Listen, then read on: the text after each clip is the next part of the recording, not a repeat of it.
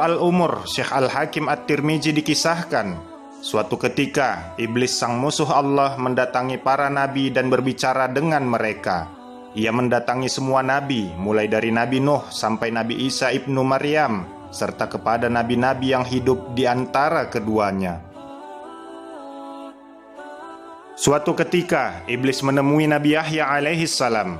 Ketika iblis itu hendak pergi, Nabi Yahya alaihi salam berkata kepadanya, "Wahai Abu Murrah," nama sebenarnya adalah Al-Harts dan gelarnya Abu Murrah. Allah menyebutnya dengan nama iblis karena ia terputus dari segala kebaikan saat menolak ketika diperintah bersujud kepada Nabi Adam alaihi salam. Nabi Yahya alaihi salam berkata, "Aku ingin meminta satu hal kepadamu dan aku harap engkau tidak menolaknya." Iblis menjawab, "Ya, aku akan mengabulkan untukmu, wahai Nabi Allah. Mintalah." Nabi Yahya alaihi salam pun berkata, "Aku ingin engkau menampakkan bentuk dan rupa aslimu, serta memperlihatkan berbagai bentuk perangkapmu yang engkau gunakan untuk membinasakan dan mencelakakan manusia." Mendengar hal itu, iblis berkata, "Wahai Nabi Allah, engkau meminta sesuatu yang berat. Permintaanmu membuatku berada dalam kesulitan. Namun aku tidak bisa menolak permintaanmu. Hanya saja aku harap jangan sampai ada orang lain bersamamu ketika melihatku." Akhirnya keduanya bersepakat untuk bertemu pada esok hari di saat siang. Keesokan harinya pada saat yang telah ditentukan, iblis tiba-tiba muncul dan berdiri di hadapan Nabi Yahya alaihi salam. Nabi Yahya alaihi salam pun melihat ketentuan Allah yang Maha Agung. Tiba-tiba iblis berubah bentuk menjadi mirip hewan yang buruk dan menakutkan. Bentuk fisiknya seperti babi, wajahnya seperti wajah kera, matanya memanjang seperti mulutnya. Ia tidak memiliki janggut, rambut di kepalanya jarang dan mengarah ke atas. Ia memiliki 4 tangan, 2 tangan di bahu dan 2 tangan lagi di keningnya. Jari-jari tangannya ada 6, hidungnya menghadap ke atas. Ia memiliki belalai, wajahnya mempunyai tengkuk, kedua matanya kabur. Ia pincang, bongkok, dan memiliki sayap. Baju yang dipakainya berkerut dan robek. Di atasnya ada berhala orang Majusi. Beberapa cangkir kecil menggantung di ikat pinggangnya. Lalu di sekitar bajunya ada 6 jenis minuman dengan warna yang beraneka ragam, seperti putih, hitam, merah, kuning, dan hijau. Di tangannya ada lonceng besar. Di atas kepalanya terdapat telur, yang di tengahnya ada besi panjang. Selanjutnya Nabi Yahya alaihi salam berkata, "Abu Murrah, jelaskanlah kepadaku tentang benda yang ada di atas bajumu. Apa itu?" Iblis menjawab, "Benda ini menyerupai milik orang Majusi. Aku yang membuat agama Majusi dan aku memeluk agama tersebut." "Jelaskan padaku tentang cangkir kecil yang bergantung di ikat pinggangmu bagian depan." "Wahai Nabi Allah, di dalamnya ada berbagai syahwat dan jerat perangkapku. Yang pertama-tama aku jadikan alat untuk menjerat orang mukmin adalah wanita. Apabila dia tetap taat kepada Allah, maka aku akan mendatanginya lewat pengumpulan harta haram, agar dia tamak untuk mendapatkannya. Apabila dia tetap taat kepada Allah dan hidup zuhud, aku akan mendatanginya lewat minuman yang memabukkan, sehingga aku bisa mendatangkan semua syahwat kepadanya.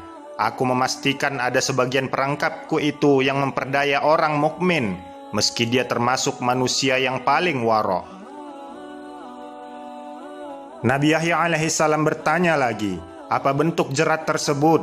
Iblis menjawab, "Wahai Nabi Allah, jerat itu berupa berbagai bentuk aksesoris dan perhiasan wanita. Salah satu dari aksesoris dan perhiasan itu selalu mewarnai baju wanita yang memakainya. Para lelaki pun akan terpikat melihat perhiasan yang melekat pada wanita itu." "Lalu, apa maksud lonceng yang ada di tanganmu itu?" Nabi Yahya semakin penasaran. Iblis menjawab, "Ya Nabi Allah, ini adalah kumpulan sumber dari alat musik seperti kecapi, rebab, suling, gendang, rebana, dan berbagai jenis alat musik yang ada di tengah-tengah umat manusia. Ketika mereka berkumpul di pesta kemaksiatan dengan membawa salah satu alat musik itu, lalu mereka bernyanyi, bersenang-senang dan memainkan musik. Setiap kali melihat hal itu, aku segera memainkan lonceng ini sehingga suaranya bercampur dengan suara musik mereka. Dengan begitu, mereka bertambah senang dan bertambah semangat dalam bermusik. Ketika mendengarnya, ada di antara mereka yang mengeluarkan telunjuknya, ada pula di antara mereka yang menghentakkan kepalanya, dan ada pula yang bertepuk tangan. Ini terus-menerus mereka lakukan sampai mereka puas. Bagaimana dengan telur yang ada di kepalamu? Telur apa itu? Tanya Nabi Yahya alaihi salam. Iblis menjawab, jauhilah diriku dan perangkapku, serta yang telah dijelaskan oleh para nabi, orang-orang soleh, para ahli ibadah, dan mereka yang wara'. Engkau harus menjaga diri dari godaanku, seperti halnya kepalaku yang menjaga telur ini dari segala bencana. Bencana apa itu? Tanya Nabi Yahya kepada iblis. Laknat dan kutukan, jawab iblis. Nabi Yahya kembali bertanya, kemudian apa besi panjang yang ada di tengahnya? Besi panjang adalah alat yang aku pakai untuk membolak-balikkan hati orang soleh. Nabi Yahya berkata, sekarang tinggal satu lagi. Apa itu? Tanya iblis. Nabi Yahya melanjutkan, mengapa bentukmu sangat buruk dan jelek? Iblis menjawab, ya Nabi Allah, ini karena Adam nenek moyang engkau. Tadinya aku dari golongan malaikat yang mulia. Aku tidak pernah mengangkat kepalaku dari sujud yang kulakukan selama 400.000 tahun. Namun, aku melanggar perintah Allah dengan tidak mau bersujud kepada Adam. Allah pun murka kepadaku dan melaknatku. Aku pun berubah dari bentuk malaikat kepada bentuk setan. Padahal, tadinya di antara para malaikat tidak ada yang rupanya lebih bagus dariku. Aku pun menjadi buruk, menakutkan, seperti yang engkau lihat sekarang. Apakah engkau pernah memperlihatkan dirimu dan perangkapmu ini kepada makhluk lain? Tanya Nabi Yahya alaihi salam. Tidak pernah, jawab iblis. Demi Allah, semua ini tidak pernah dilihat oleh manusia. Hanya engkau satu-satunya yang aku muliakan dengan ini. Nabi Yahya pun berujar, sungguh beruntung aku jika engkau mau menjawab dua pertanyaanku. Yang satu umum, yang satu lagi bersifat khusus. Tanyakanlah wahai Nabi Allah, kata iblis. Nabi Yahya alaihi salam bertanya, terangkanlah kepadaku sesuatu yang paling menjadi harapanmu, yang paling menguatkan punggungmu, yang paling menghibur juru tulismu, yang paling menyenangkan matamu, dan yang paling mengembirakan hatimu. Iblis menjawab, ya Nabi Allah, aku khawatir engkau akan menceritakan hal ini kepada orang lain, sehingga mereka akan menjaga diri dari hal itu. Dengan begitu, semua tipu muslihatku akan gagal. Nabi Yahya alaihi salam berkata, dalam kitab suci, Allah telah menceritakan kondisimu, beserta tipu muslihatmu kepada para nabi dan para walinya. Mereka para nabi, para wali, dan orang-orang soleh pun telah menjaga diri dengan cara mereka. Sementara orang-orang yang sesat, engkau pasti lebih bisa menguasai mereka. Engkau dapat mempermainkan mereka seperti tongkat yang dipukulkan. Bisikanmu kepada mereka lebih diperhatikan dan dicamkan daripada ucapan Allah. Iblis kemudian menjelaskan, ya Nabi Allah, hal yang paling aku harapkan dan paling menyenangkan diriku adalah wanita. Wanita merupakan jerat perangkap dan anak panah yang selalu tepat mengenai sasaran. Aku selalu berhasil dengan mereka. Aku berhasil menjatuhkan wanita dalam kebinasaan. Ketika menggoda para ahli ibadah dan ulama, mereka bisa mengalahkanku. Lalu aku kirimkan pasukan untuk menyerang mereka, tetapi mereka para pasukanku mampu mereka kalahkan.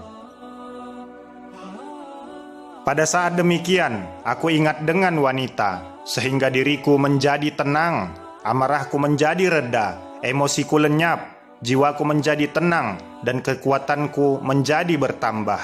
seandainya wanita itu bukan dari keturunan Adam, pasti aku akan bersujud kepada mereka.